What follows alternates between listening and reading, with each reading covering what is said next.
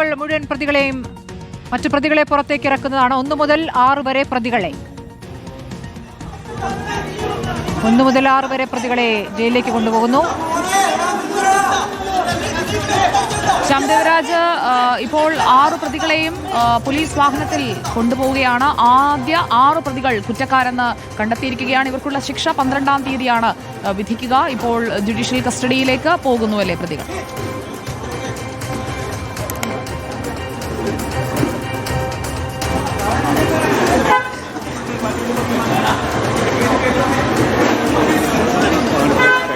ഇവരെ അല്പസമയത്തിനുള്ളിൽ കാക്കനാട് ജില്ലാ ജയിലിലേക്ക് മാറ്റുകയും ചെയ്യും. കാക്കനാട് ജില്ലാ ജയിലിൽ നിന്നായിരിക്കും അടുത്ത ദിവസം വെള്ളിയാഴ്ച ഇവരെ തിരിച്ച് കൊണ്ടുവരിക. കാരണം ശിക്ഷാവിധിയിൽ വാദം കേൾക്കുന്നതും തീരുമാനമെടുക്കുന്നതും ഒരുപക്ഷെ തീരുമാനമെടുക്കുന്നതും 12-നാണ്.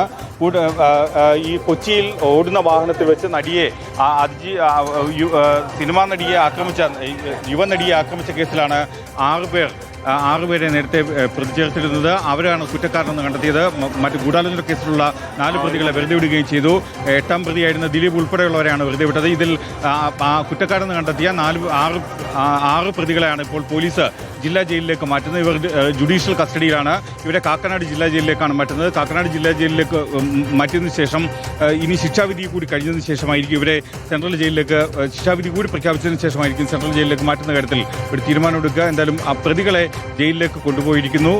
ഈ കോടതിയിലെ ഇന്നത്തെ നടപടിക്രമങ്ങളെല്ലാം പൂർത്തിയായി.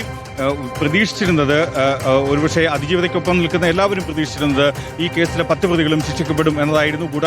ക്രിമിനൽ ഗൂഢാലോചന കേസിലെ പ്രതികളടക്കം ശിക്ഷിക്കപ്പെടുമെന്നതായിരുന്നു. പക്ഷേ അങ്ങനെയൊന്നും ഉണ്ടായില്ല. എപ്പോഴും നീതിപീഠങ്ങളിൽ നിന്ന് നീതി ലഭിക്കും എന്ന ഒരു പ്രതീക്ഷയെ തളർത്തുന്ന വിധിന്യായം എറണാകുളം പ്രിൻസിപ്പൽ സെഷൻസ് കോടതിയിൽ നിന്നുണ്ടായി.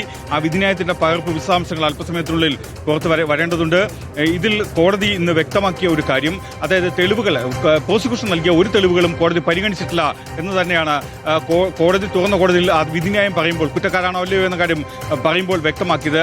ഇതിൽ 10 പ്രതികളുടെയും ഒരുമിച്ചല്ല ശിക്ഷാവിധി കുറ്റക്കാരാണോ അല്ലയോ എന്ന കാര്യം പറഞ്ഞത്. ആദ്യ കുറ്റപത്രം അനുസരിച്ച് 6 പ്രതികൾ കുറ്റക്കാരാണെന്നും അടുത്ത അനുബന്ധ കുറ്റപത്രം അനുസരിച്ചുള്ള 4 പ്രതികൾ കുറ്റക്കാരല്ല, ദിലീപ് ഉൾപ്പെടെയുള്ള പ്രതികൾ കുറ്റക്കാരല്ല എന്ന കാര്യവും കൂടി കോടതി വ്യക്തമാക്കുകയും ചെയ്തു. അങ്ങനെ കോടതി പറയുമ്പോൾ അതിന് കോടതി തന്നെ ആധാരമായി പറയുന്ന ഒരു കാര്യം, പ്രോസിക്യൂഷൻ നൽകിയ തെളിവുകളൊന്നും ഈ ക്രിമിനൽ ഗൂഢാലോചന കുറ്റം, കൂട്ടബലാത്സംഗത്തിലെ ക്രിമിനൽ ഗൂഢാലോചന കുറ്റം തെളിയിക്കാൻ പര്യാപ്തമായതല്ല, മതിയായതല്ല എന്ന നിരീക്ഷണമാണ് കോടതി നടത്തിയത്.